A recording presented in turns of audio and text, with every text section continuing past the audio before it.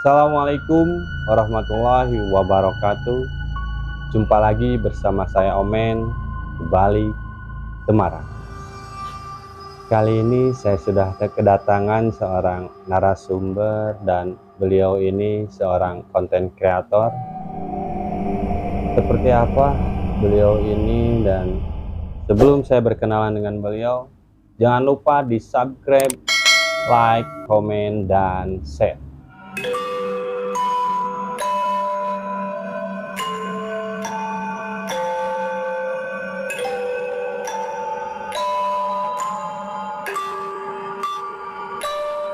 Oke, kita langsung aja berkenalan dengan narasumber kita, Bang Angga. Siap. Sehat Bang Angga? Alhamdulillah sehat, Kang Omen. Dan ini Pak De ya? Iya, siap. Oke, beliau ini dari konten kreator Mista ya? Misteri tempat angker. Mista di tempat angker. Ya. Oke, Bang Angga jauh-jauh nih ya, datang dari Jakarta disambut dengan hujan. Wih, mantap. Berkah. Berkah ya? Berkah. Apa salah hari nih? Enggak. Hujan itu mendatangkan berkah. Ya. Artinya ketemu sama di balik temaram dengan disambut hujan itu berarti ini mudah-mudahan akan menjadi keberkahan antara misteri tempat angker dan di balik temaram. Amin. Amin. Silaturahmi kita Silaturahimnya. Oke. Bang Angga, sebelumnya mungkin Bang Angga ini sebagai apa sih di Mista? Saya di Mista itu sebagai palu gada. Maksudnya? Apa lu minta gua ada. Posisi Tawa kan? mungkin ya? Tahu kan? Posisi mungkin ya? Oh, saya kebetulan di Mista itu founder. Ya.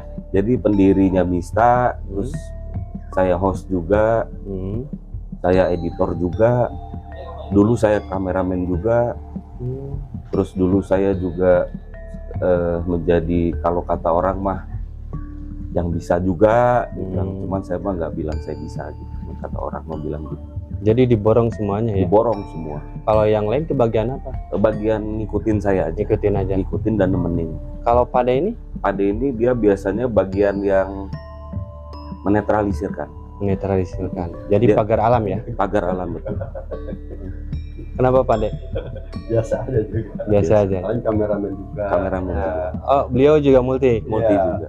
Sebagai kameramen, Sebagai kameramen. pagar alam juga. Pagar alam. Nanti sebagai host juga menggantikan Bang Angga. Bisa. Bisa juga. Wah, Dia bisa jadi host menggantikan saya kalau Kang Omen berada di misteri tempat angker. kapan tuh? Secepatnya. Mudah-mudahan ya. Mudah-mudahan. Ini serius nih, temen-temennya nggak ada yang marah nih. Nanti kita bisa obrolin, Bawa aja kan katanya. bisa aja di belakang. Oh, bisa. Oke, Bang Angga, mungkin Bang Angga datang ke sini sengaja silaturahmi ke di balik Temaram ya. Iya. Sebelumnya udah ada konten kreator juga dari Jakarta yang kemarin Banyak ya, banyak. udah pada datang ke sini. Terima kasih nih, mungkin di balik Temaram udah ini ya di Jakarta ini ya. Iya, udah namanya udah harum lah. Alhamdulillah. Udah harum. Bahkan saya juga sama Pade ini kebetulan kita nih sebagai pencetus satu ide konsep horor televisi di televisi lokal Jakarta. Kebetulan kita yang membangun konsep itu bertiga sama produsernya. Boleh sebut mereknya gitu? Boleh nggak apa-apa. Jadi Nanti tinggal tagih aja. oke, Kabar Misteri Jak TV. Nah, kebetulan kemarin teman-teman Kabar Misteri juga udah bilang nggak, nanti titip salam sama teman-teman di balik Temaram. Oke. Mudah-mudahan mereka bisa diundang ke kita, ke Jak TV untuk jadi bintang tamu kita gitu. Insya Allah. Mudah-mudahan kita bisa silaturahmi Jadi ya. sebetulnya memang udah bagus, harum namanya di balik Temaram. Alhamdulillah. Siapa Kedah TV? Hah? Kedah siapa tadi? Kabar Misteri. Kabar Misteri ya. Jak TV. Salam juga dari timnya di balik Temaram nih. Siap. Waalaikumsalam. Bang Kiki, namanya Bang Kiki. Bang Kiki. Oke, salam dari saya nih Kang Omin. Siap. Oke, Bang Angga, mungkin langsung aja ke cerita nih. Punya pengalaman apa? Pengalaman horor ya pasti ya. Bukan ini ya, bukan lawak. Bukan lawak ya. Kalau pengalaman lawak itu biasanya saya sama Pade tuh sering Ketawa ke TV gitu. ketawa ke TV. Kang Omen serius banget Ini kan horor nih ya. Oh, iya. Kita beda, Beda di ya? alam mungkin. Alam ya. Jadi pengalamannya pengalaman misteri kita yang waktu syuting atau nggak syuting? Untuk pengalaman sih bebas aja mungkin Bebas ya. Kalau pengalaman nggak syuting tuh sangat banyak, sangat banyak. Kalau diceritain tuh buat saya pengalaman horor yang di luar syuting itu bermacam-macam dan sangat apa ya, sangat variatif gitu. Kalau dibilang terseram justru karena mungkin udah terlalu ini ya, udah terlalu biasa, Udah biasa berkenalan dengan makhluk seperti makhluk itu ya. seperti itu, akhirnya ya udah biasa aja gitu. Walaupun ketemu sosok yang Walaupun paling aneh. ketemu sosok yang paling aneh itu ya biasa aja. Sedikit bosen juga. Oh, udah bosen gitu. Karena temanya kita bukan mencari kan. Kalau di konten Betul. kita kan mencari. Nah disitulah tantangan horornya tuh baru ada. Tantangan mistisnya tuh baru ada. Oke, emang konsepnya seperti apa sih Mista ini? Konsepnya Mista itu kita sebetulnya gini. Kita tuh memberikan informasi kepada masyarakat tentang hal-hal gaib pastinya. Antara yang bias dan tidak bias, antara yang mitos atau fakta. Jadi meluruskan gitu. Kita meluruskan sebetulnya. Contoh kayak ada beberapa tempat di Jakarta yang menyampaikan. Karena tapi gini juga sih ya, mitos fakta bias tidak itu perspektif orang. Betul. Itu mereka bisa punya persepsi masing-masing. Iya. Kita cuman sebagai jembatannya aja. Terserah mereka mau percaya atau enggak, karena Misa nggak pernah memaksa penonton Orang kita untuk untuk percaya, percaya sama apa yang kita tawarkan, suguhkan. Betul. Nah balik lagi tadi, kita pernah ada satu tempat bahwa tempat itu diisukan banyak kuntilanak, banyak pocong berkeliaran dan lain-lain. Kita datang tuh ke situ. Mengganggu masyarakat sekitarnya. Dan mengganggu. Itu udah menurut warga tuh udah mengganggu lah dari cerita dan pengalaman mereka. Akhirnya kita datang. Kita coba buktikan. Bang Angga sengaja datang ke sana gitu, datang. ingin membuktikan ini bener atau enggak. Ya. Nah akhirnya kita datang, kita sampai, kita jam 1 ya, meeting ya, jam 1 sampai. Ya udah kita explore, penelusuran, buka dimensi, kita astral project, kita mediumisasi segala macem. Tapi nggak ada. Apa pada takut gitu? Enggak juga. Karena bukan masalah takut tidak ya, artinya merekanya takut ke kitanya atau kitanya takut ke mereka gitu. Artinya ketika mereka mau menunjukkan wujudnya, mereka mau aja gitu. Tapi masalahnya memang pada saat itu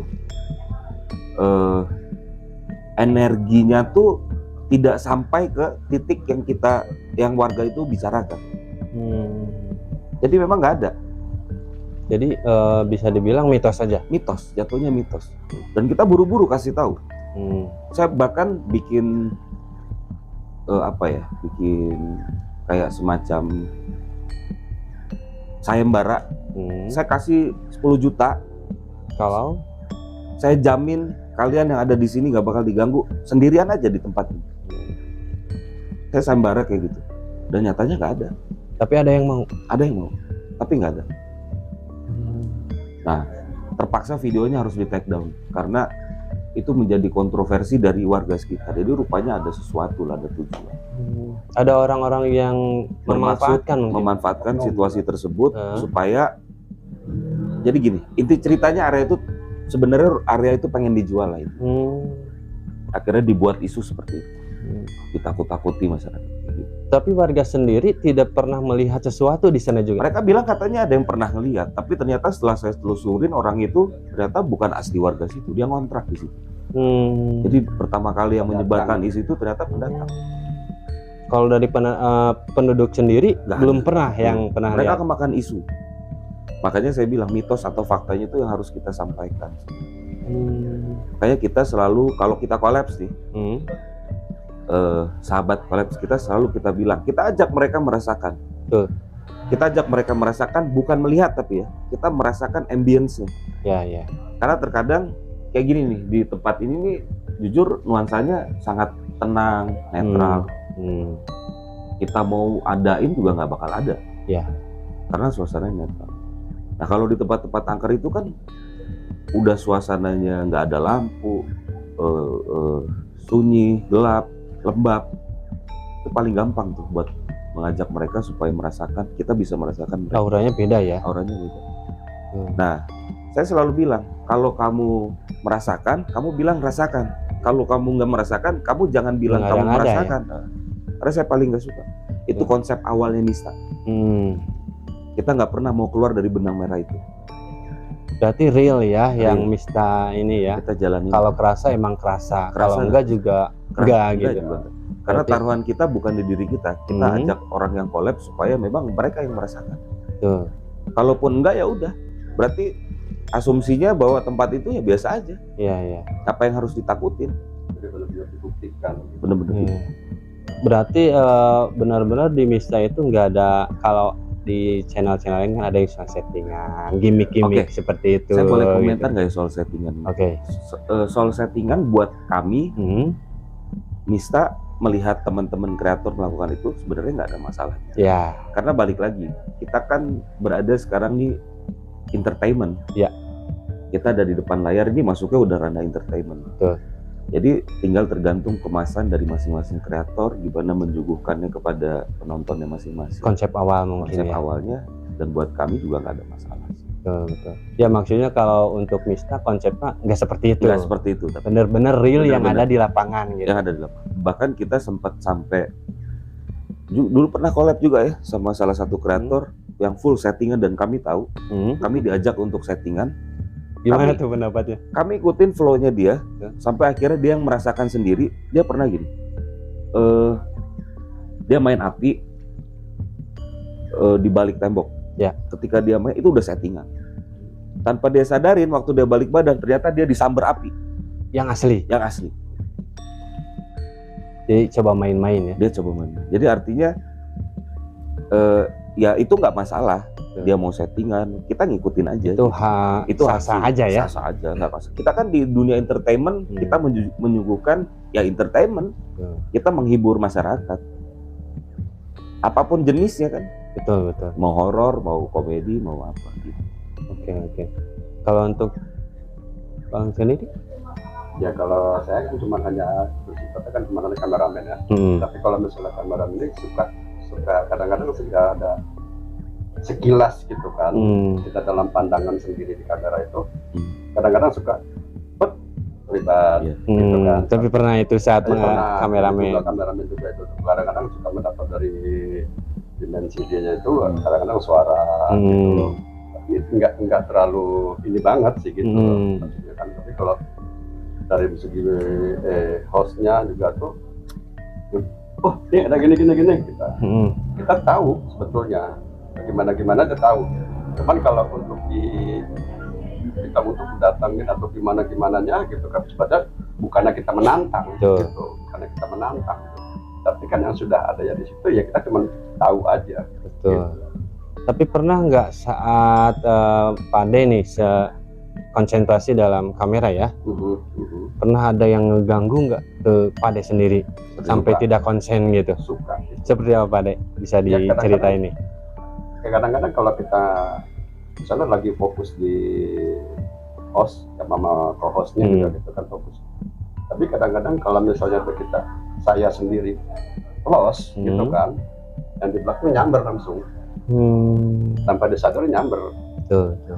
Gitu. Tapi dengan kru yang lain dengan secara sikap langsung disamber langsung kameranya tanpa kebanting. Gitu doang saya. Tapi udah nggak inget sama sekali. Sempet gak inget waktu kameramen? Iya, udah sempet gitu udah. Bang gimana waktu Pade terjadi seperti itu? Kritis sih. Saya sama Pade nih artinya kalau kita datang ke satu tempat, saya sama Pade ini selalu udah kontak gitu. Mau gimana nih? Saya selalu bilang dulu, mau gimana? Mau kita sikat atau smooth aja? Apa soft aja gitu. Kalau dia bilang sikat, oke. Resiko tanggung masing-masing. Saya Pade juga resiko tanggung masing-masing. Berarti selalu komunikasi ya. Komunikasi. Saya pernah satu kejadian di salah satu pabrik konveksi dulu di Jakarta Timur. karena tempatnya terlalu ekstrim mungkin ya. Tusuk saya patah kan, geser lah. Karena terjatuh? Karena gangguannya itu terlalu tinggi. Terlalu berat. Saya pernah ditarik sama makhluk tersebut, nabrak tembok, sekencang-kencangnya ditabrak, orang nabrak tembok sampai geser. Luka Kan geser. Dan itu blank, saya nggak sadar. Tiba-tiba udah sakit, udah nggak bisa napas. Udah kita ke rumah sakit udah. Resiko ya. Resiko. Sama saya Dia juga. Saya lagi fokus dengan di kos sama kosnya kan. Kita di balik kayak ada suatu jendela gitu kan, kayak ruangan kamar gitu.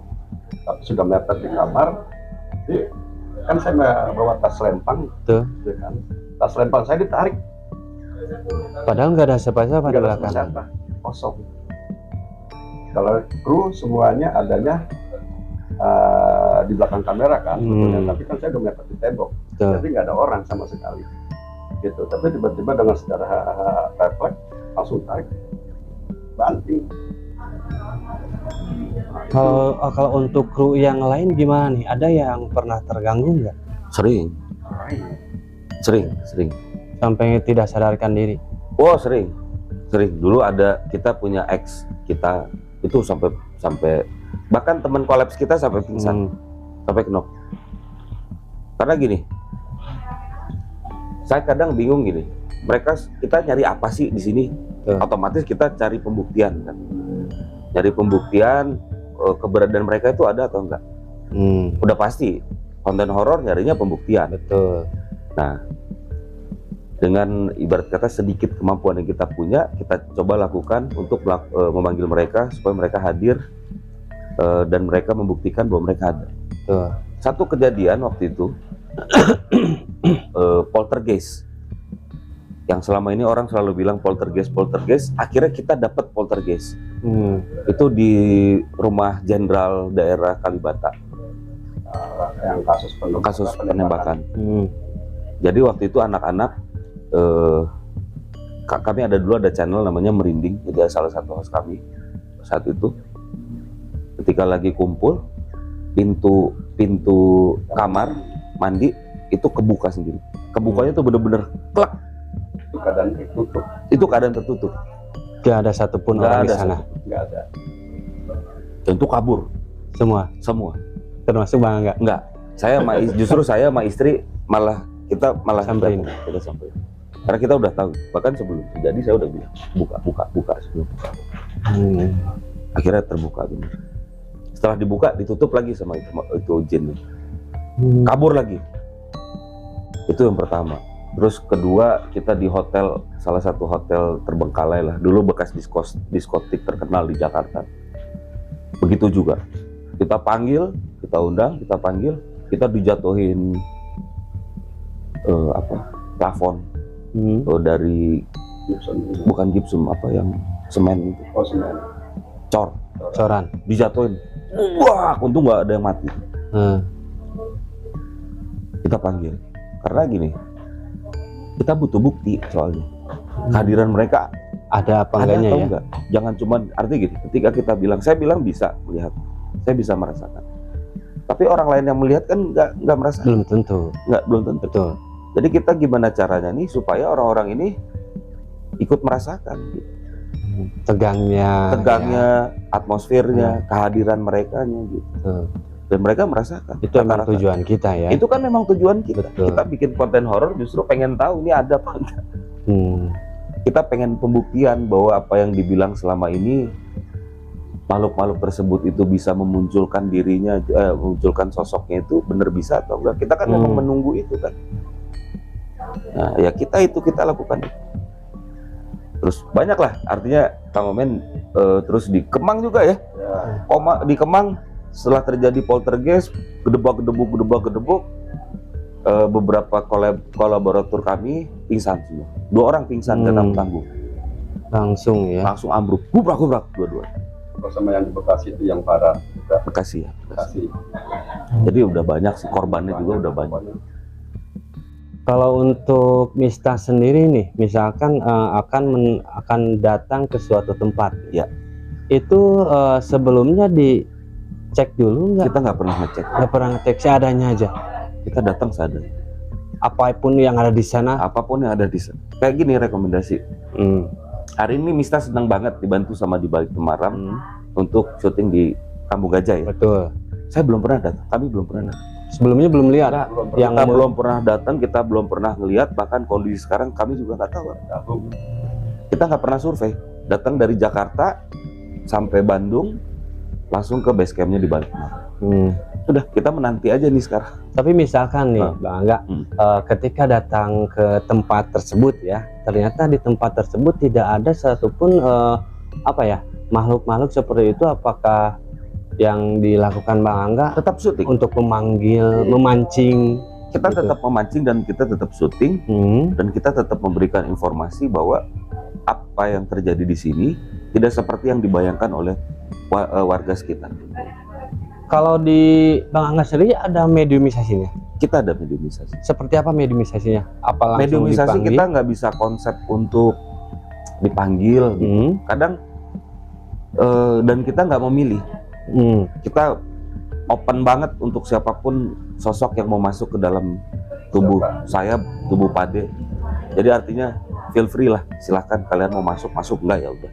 Siapa yang biasa mediumisasi? Dua-duanya. Pade sama Bang Angga. Itu mohon maaf ya, mungkin dibuka aja semuanya. Ya. Bukan. Biar makhluk itu mungkin tertarik ke kita, masuk aja. Betul. Karena kita kan harus membuka resonansi antara diri kita dengan dimensi lain. Betul. Karena gini, ini pengalaman saya juga sama Pak Ade. Ketika kita datang ke satu tempat, umpama beramai-ramai gitu. Ya. Ada satu orang yang berani, satu orang aja ada yang berani, maka makhluk tersebut gak akan pernah mau menunjukkan. Makanya saya selalu bilang, kita samakan dulu frekuensi kita. Kalau ada yang berani, kamu gak usah ikut. Ya. Biarkan yang masuk ke dalam ini yang penakut. Gitu kan. Ya. Karena ini disclaimer lah. Saya disclaimer bahwa kalau memang terjadi ada yang berani, mau kita jungkir balik apa nggak akan ketemu. Merasakan apa lagi? Kalau untuk Bang Angga sama Pak Ade sendiri bisa seperti ini dari kapan sih? Apa dari mulai belajar atau emang bawaan lain?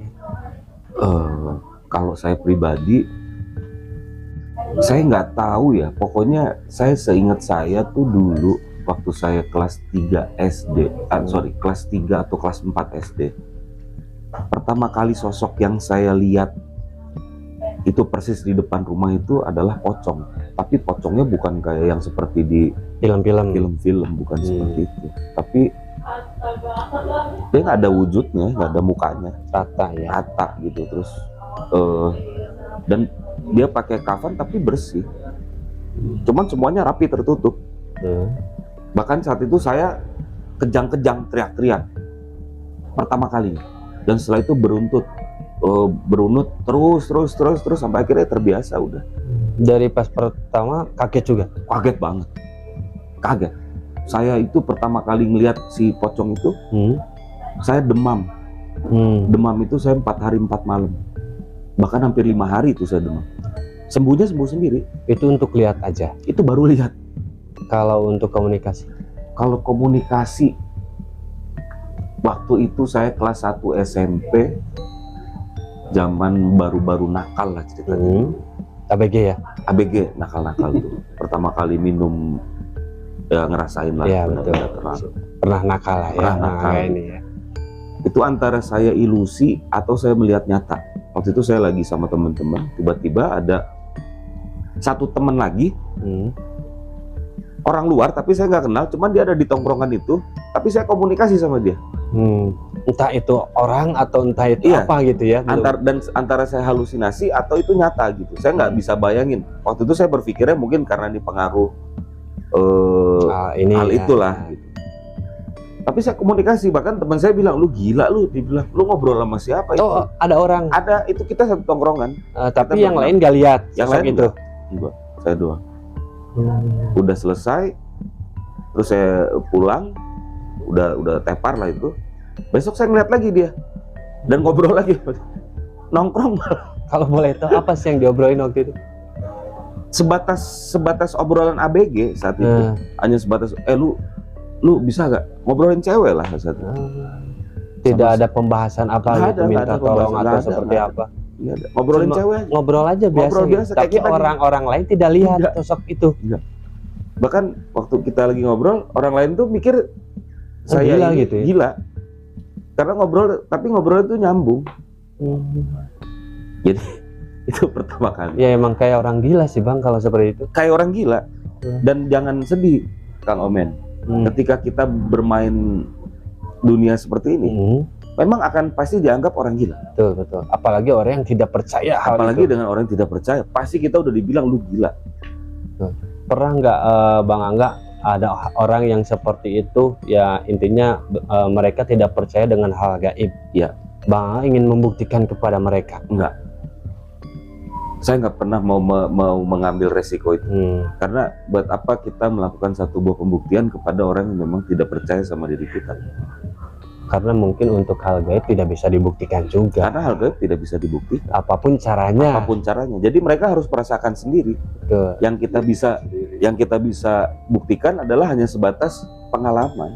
Orang yang sefrekuensi mungkin. Orang yang sefrekuensi. Makanya saya bilang, lu main di horor.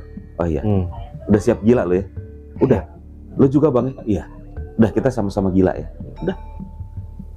Jadi orang gila semua kita mungkin ya gitu ya, dipandangnya. Dipandang. Untuk Pak Dek sendiri gimana Pak Dek? Waktu dulu pertama kali melihat makhluk astral, dari sejak kapan? Kalau saya mah memang saya dari ada keturunan sih ya. Dari keturunan ya. Dari kecil. Tapi dengan untuk merasakan untuk bisa melihat makhluk tersebut itu semenjak saya kelas 2 SMA. 2 SMA berarti udah agak dewasa ya sama Kang Angga ya. Nah, setelah itu pancing. Nah, kita juga lagi sebetulnya lagi ngobrol ini sama kakak saya, orang tua gitu, lagi ngobrol di teras. Itu bertiga ngobrol. Nah, depan teras saya itu kan asbes. Asbes itu kan menjual gitu. Itu ada satu makhluk astral, itu kuntilanak. Persis di atas, ya lagi duduk di atas langit-langit ya. Ngucang-ngucang kaki begitu. Nah, kita uber bertiga. Sengaja diuber. Dia malah nggak takut Bang. Kita uber terus semua. Nah, hilangnya itu masuk ke kebunan rumah tetangga. Hilangnya di situ. Ada ya salah satu kebun pisang gitu lah. Dia masuk ke situ hilangnya. Masa kita mau kata-kata kebun orang, bang, pohon pisang orang nggak mungkin. Malah dikebukin orang kita. Oke, mungkin kita ini disangkanya orang gila nih sama orang gitu. Iya. Pengalaman apa lagi nih yang lebih seram mungkin yang sampai? Kalau saya yang lebih seram ini, jadi itu udah setelah ini ya.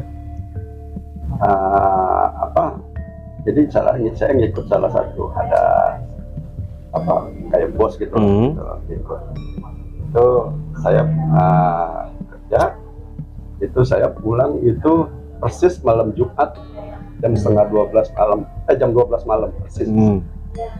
Sampai rumah, nah perpikiran saya gitu kan, di situ ada pohon kapuk, biasanya anak-anak nongkrong gitu kan, biasanya anak nongkrong gitu di situ. Saya nggak ada perpikiran banyak anak-anak nongkrong gitu, biasa aja kan gitu.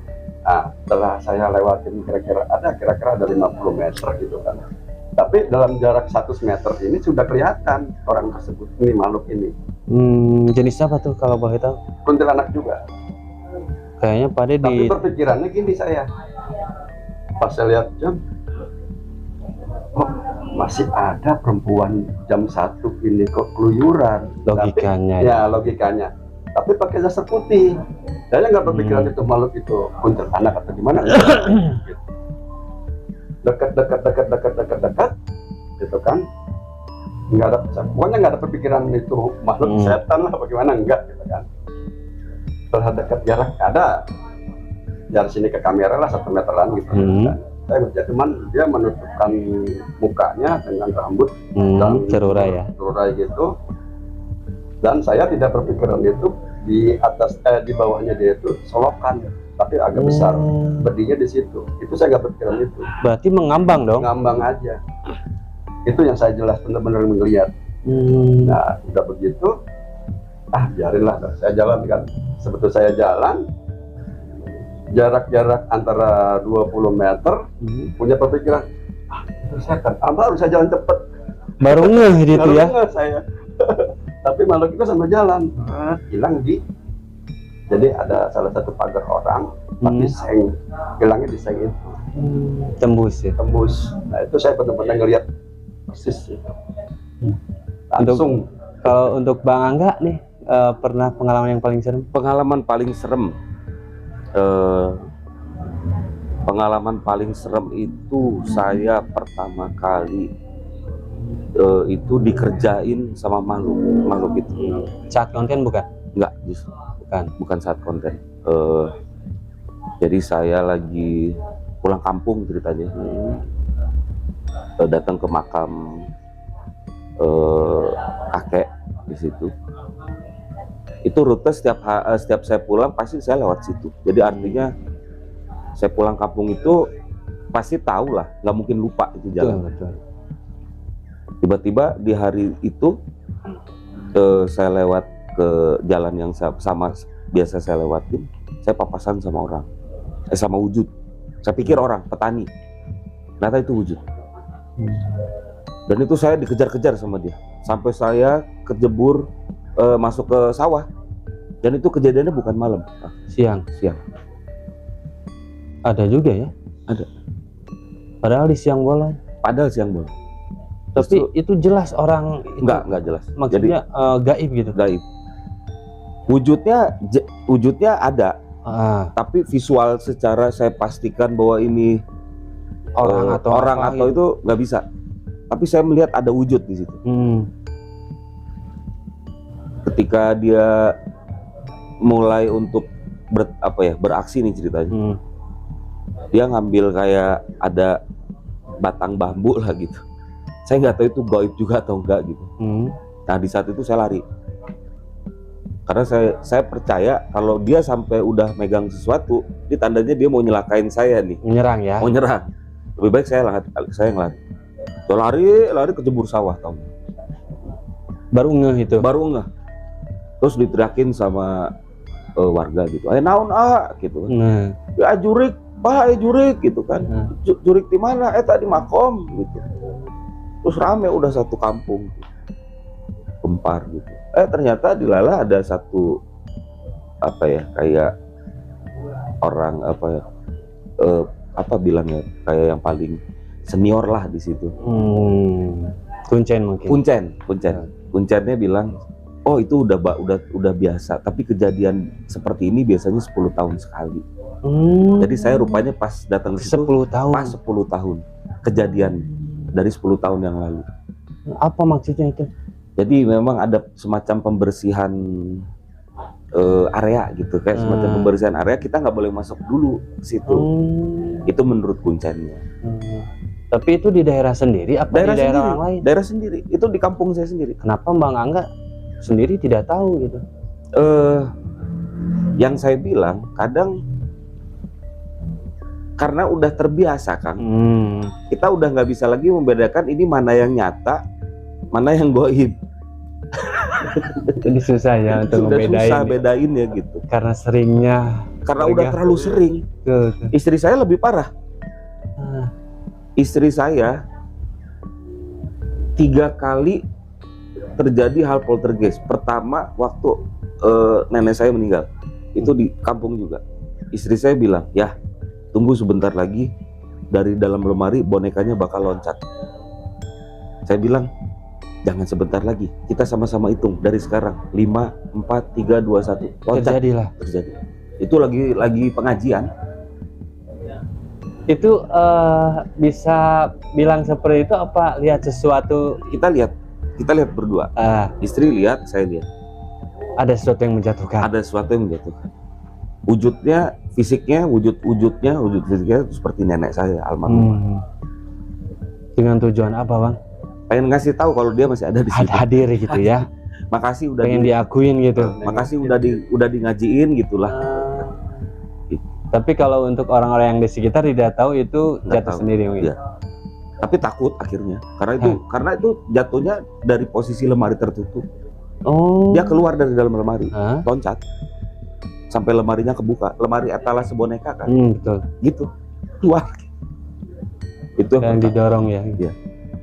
Terus gelas di rumah. Saya lagi ini di rumah sendiri. Awal kejadiannya waktu saya di atas di lantai 2, saya lagi kerja. Terus saya udah ngerasa kalau saya tuh digangguin nih sama makhluk dari luar. Saya bilang, keluar lu udah dari sini, ngapain lu di sini, dasar lu setan, saya bilang kan. Gak perlu lu ada di sini. Kalau orang nggak mungkin. Akhirnya saya turun mau ngambil minum, ternyata tuh gelas sudah poltergeist tuh udah. Saya rekam deh, nanti saya kasih videonya. Itu gelas tuh goyang sendiri. Terus terakhir istri saya tutup botol. Tutup botol ya, mau lihat tuyul gak katanya. Saya nggak tahu visualnya tuyul bener atau enggak karena saat itu saya lagi kondisi drop, jadi hilang tuh semua kemampuan. Tutup botol gini tapi nggak ada yang gerakin, nggak ada wujud yang menggerak. Yang Kang Angga lihat tidak ada sesuatu. Nggak ada. Tapi kalau istri melihatnya katanya ada makhluk kecil lah di dalamnya, di luarnya lagi main. Di luarnya itu ketiga. Kayaknya seru ya kalau bisa melihat sesuatu yang orang tidak bisa melihat. Makanya kita harus siap-siap dianggap gila.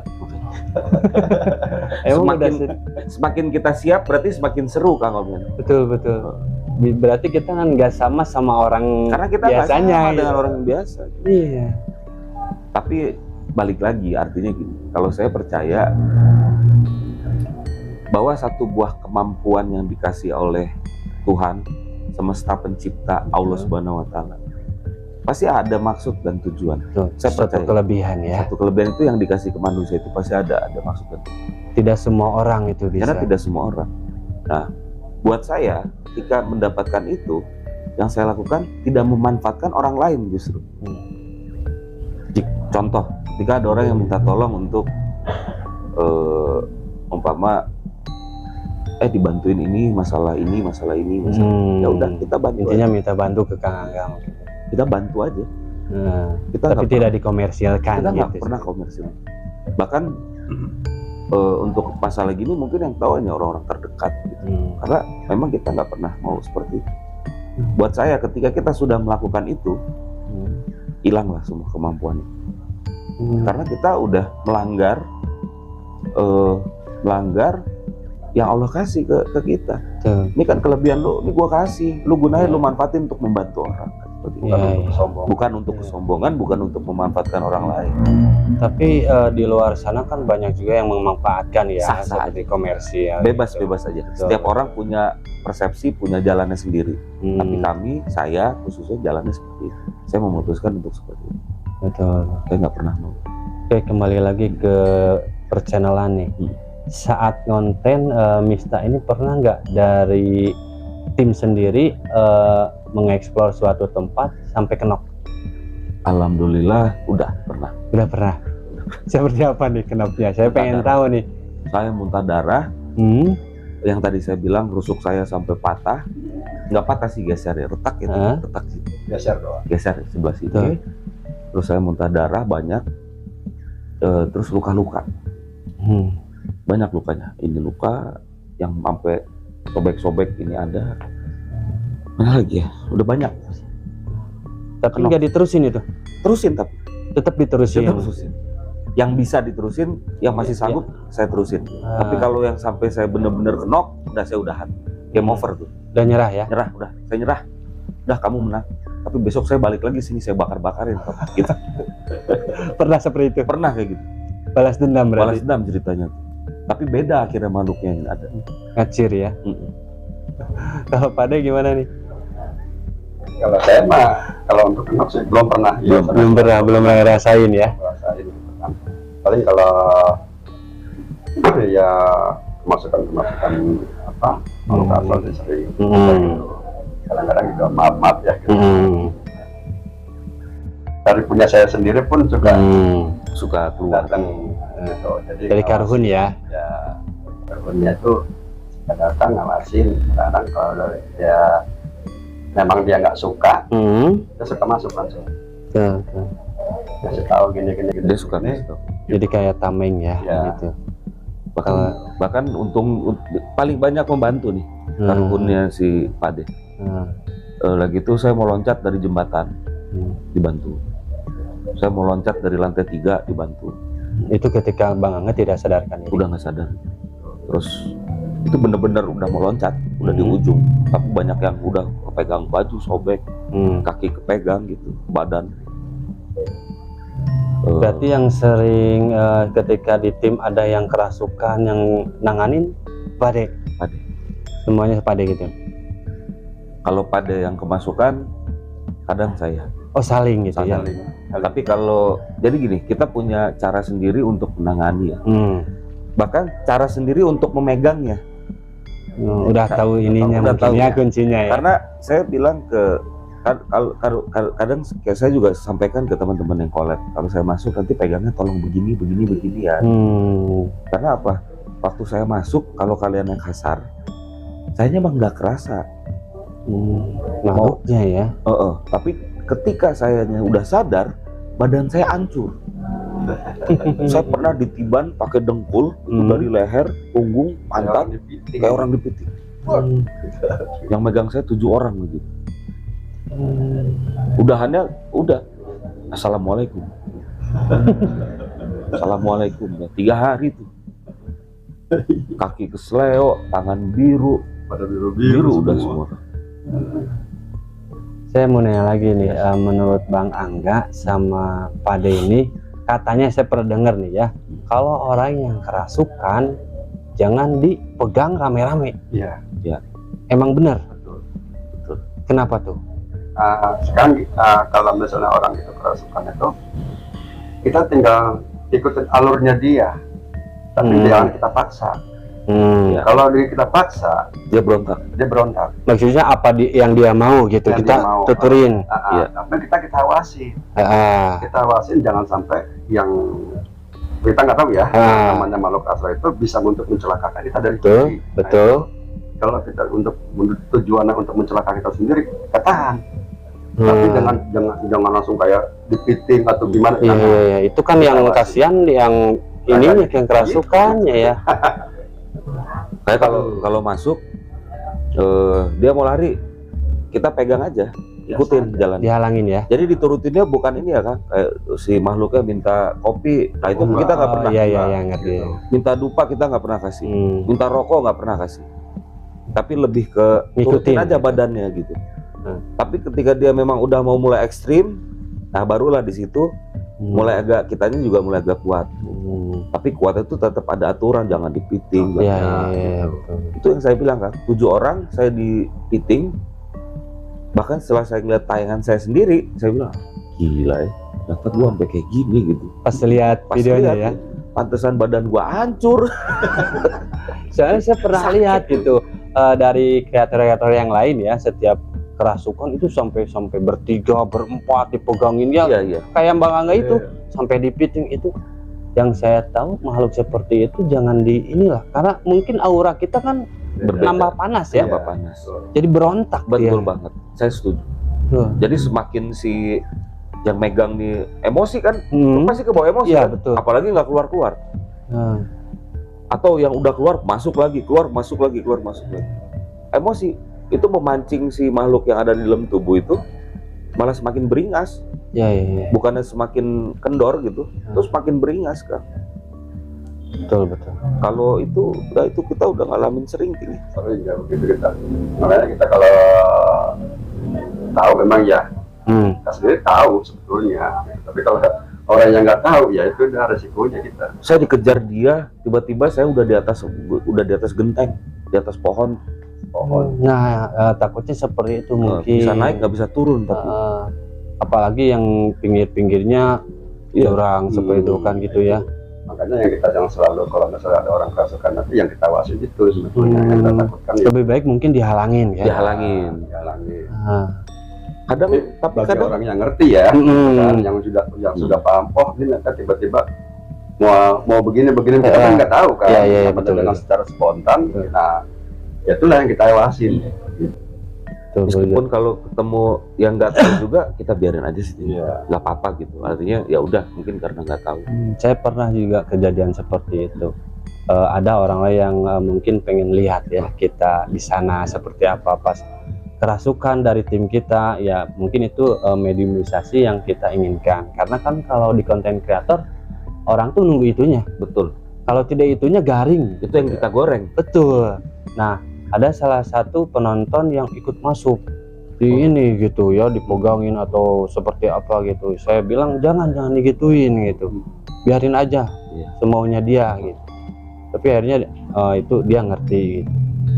Emang seperti itu ya cara menangani itu ya. Tapi tetap waspada gitu. Betul. Takutnya dia suka ngeluyur sendiri. Iya, cuma kabur. Jagain aja lah gitu maksudnya. Kabur.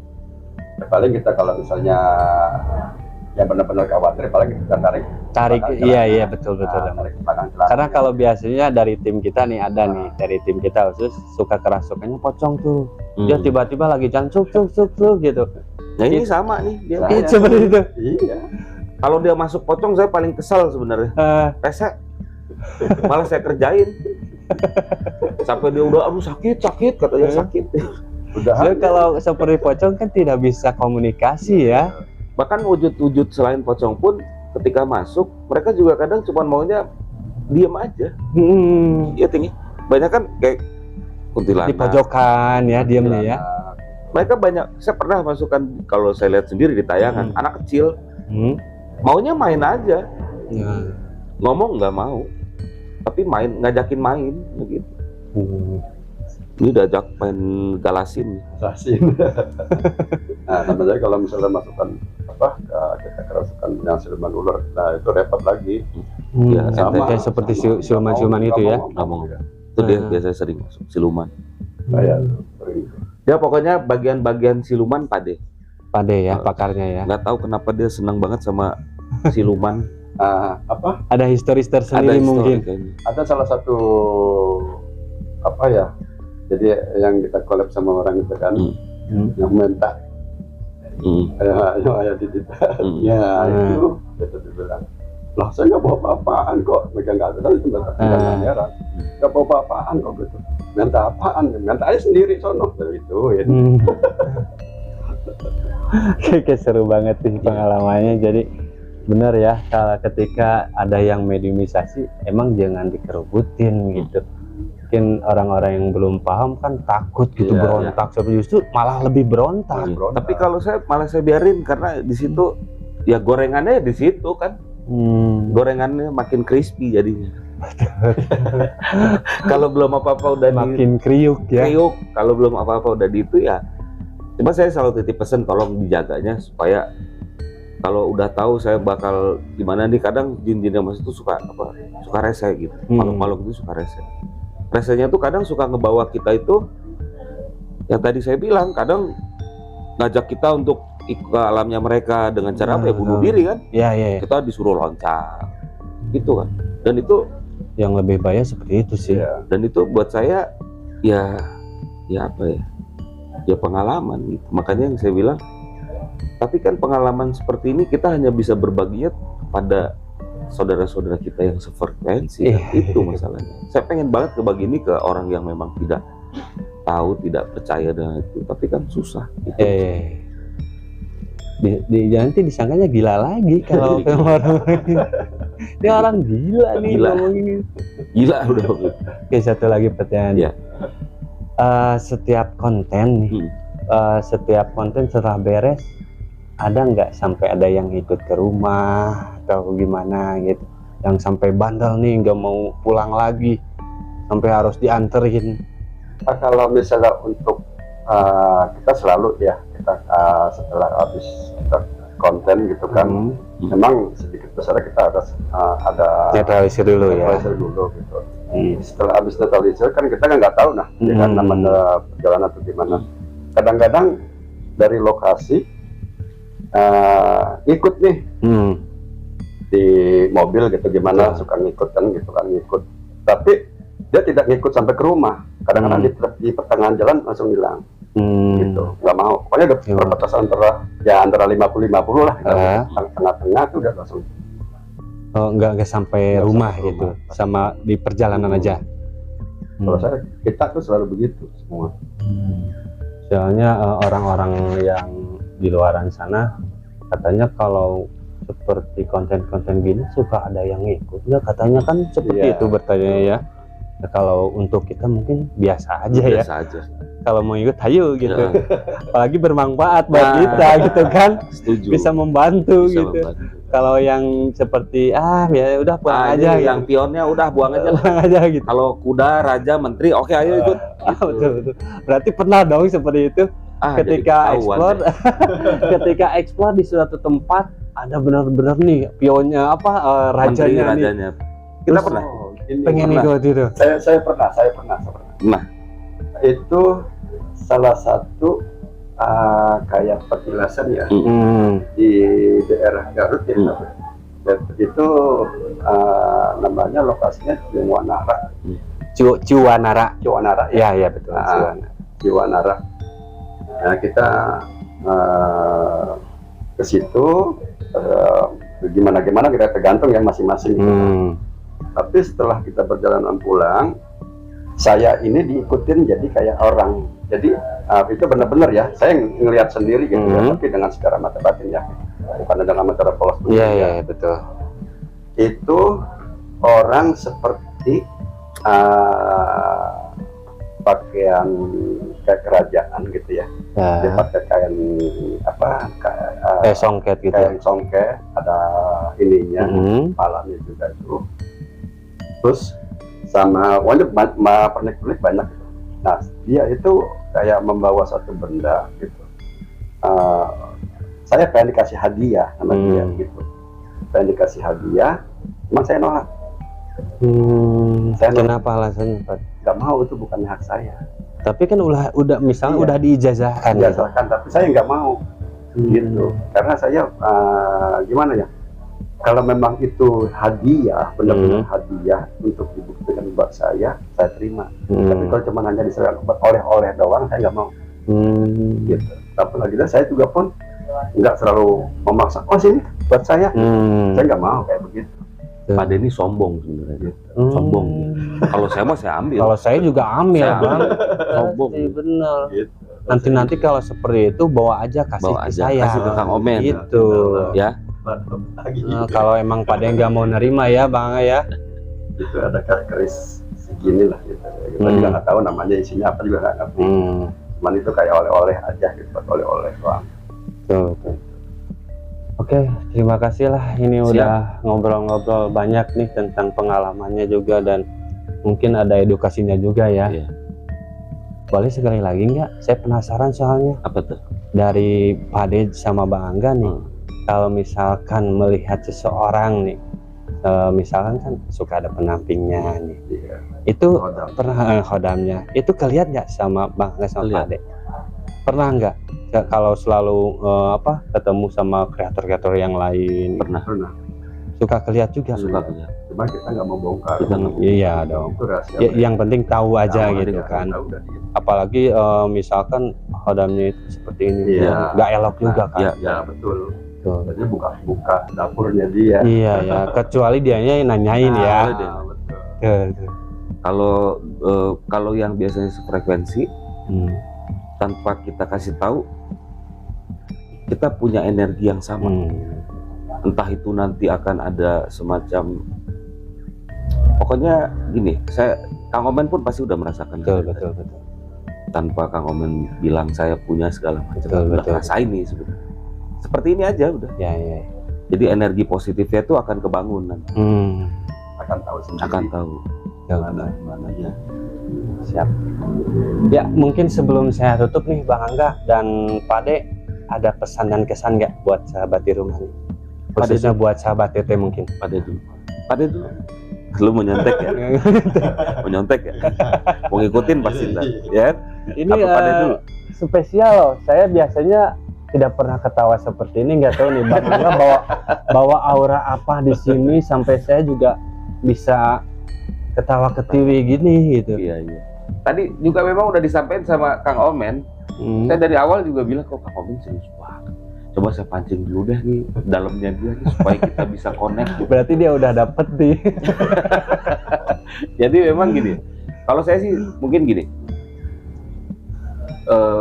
Kesimpulannya ya, dari apa yang pernah saya alami. Saya cuma ingin berbagi kebaikan aja. Jangan pernah takut sama makhluk seperti itu.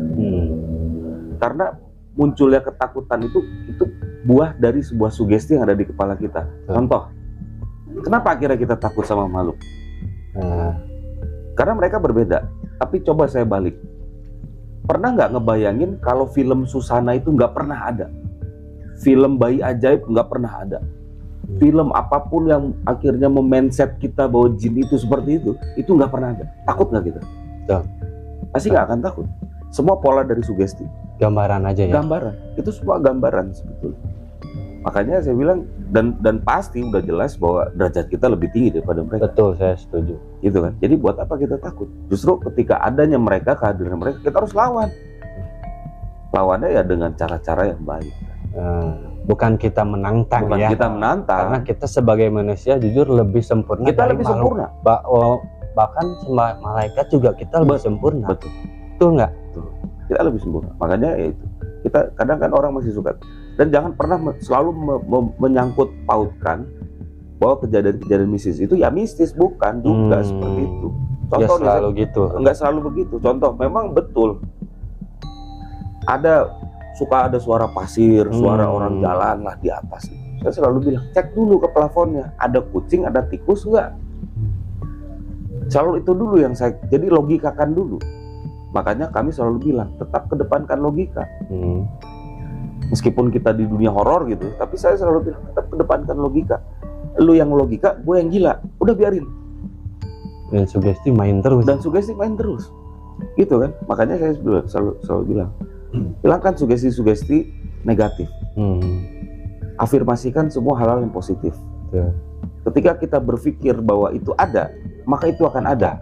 Ketika kita berpikir itu tidak ada, itu tidak ada. Jin itu kayak cewek. Baper ya? Baper. Semakin kita kejar, semakin dia lari. Semakin ku kejar. Ingat lagu itu ya.